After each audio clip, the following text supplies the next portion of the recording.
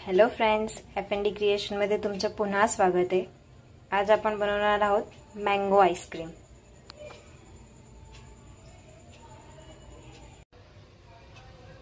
त्यासाठी मी इथे एका पातेलीमध्ये 2 ग्लास दूध घेतलेले आहे। ते दूध आपण तापायला ठेवलेले आहे। दूध जोपर्यंत आडदा नाही होऊन जात तोपर्यंत त्याला आपण उकळू देऊया।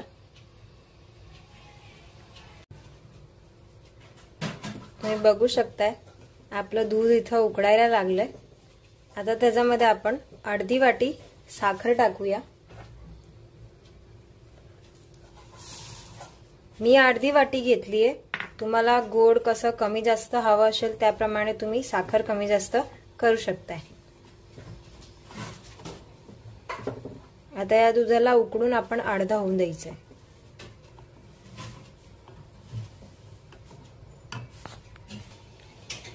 दुधाला अजून घाड करायला मी त्याच्यात काजू आणि बदाम घेतलेले, ज्याला मी असे मिक्सर मध्ये बारीक पिसून घेतलेले। आपलं दूध उकळतंय तोपर्यंत आपण कैरी चिरून घेऊया।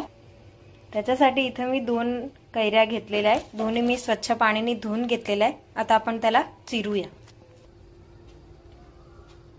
कैरीला आपण हे चिरून त्याच्या आतली जी कोय असते ती बाहेर काढून घ्यायची आहे।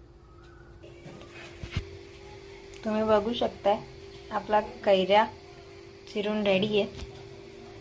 आपलं दूध इथंच तुम्ही बघू शकताय उकळून अर्धा थोडं झालेलं आहे। आता त्याच्यामध्ये आपण जे काजू आणि बदामचा भुक्का केला होता तो टाकूया।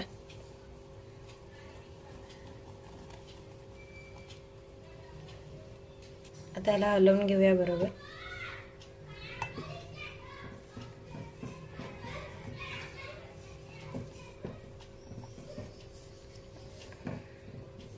आता अजून थोडी वेळ ह्याला उकळून देऊ। तुम्ही बघू शकताय आपलं दूध छान उकळून झालेलं आहे आणि घाट झालंय। आता आपण ह्याला थोडी वेळ गार होऊ देऊया। तुम्ही बघू शकताय आपलं दूध छान गार झालेलं आहे। आता ह्याला आपण कैरीमध्ये टाकूया।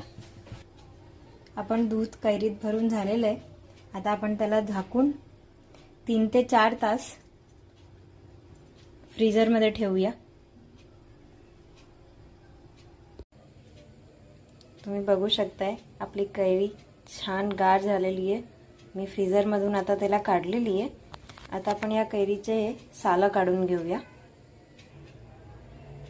तुम्ही बघू शकताय आपली मँगो आईस्क्रीम कट करून झालेली आहे। खूप सुंदर दिसते।